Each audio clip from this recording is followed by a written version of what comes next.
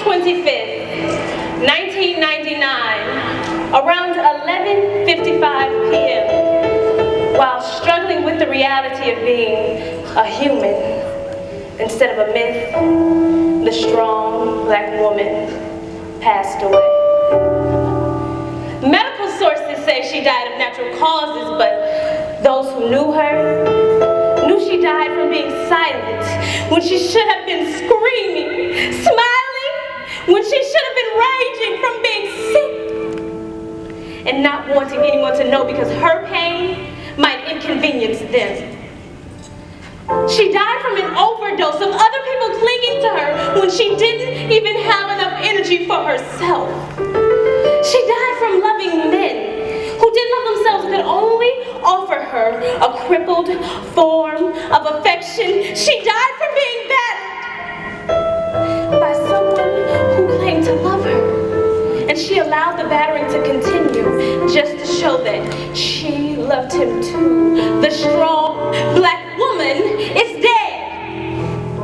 She died from asphyxiation, coughing up blood from secrets she kept trying to burn away instead of allowing herself to have the kind of nervous breakdown she was entitled to, but only white girls could afford. She died from being a mother at 15, a grandmother at 30, and an ancestor by 45. She died of shock in the courtrooms where she sat alone, awaiting justice, watching her children being legally lynched. Trayvon Martin, the strong black woman, is dead. She was killed by the lethal images of blonde hair, blue eyes, and flat butts, made to think that she wasn't beautiful and rejected by brothers who failed to realize her black was far more precious than gold. The strong black woman is dead. She died from never being enough of what men wanted, but being too much for the men that she wanted.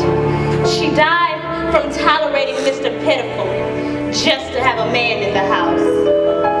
She died from a lack of orgasms, having never learned what made her body happy because no one ever took the time to teach her. And sometimes, when she found arms that were tender, she died because they belonged to the same gender. The strong black woman is dead. She died from race memories of being snatched and sold and snatched and raped and snatched and whipped and snatched and worked to death. The strong black woman is dead. But she mustn't die. She must live.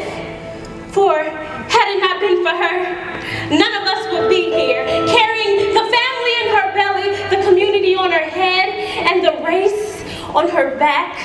How dare we watch her vanish and just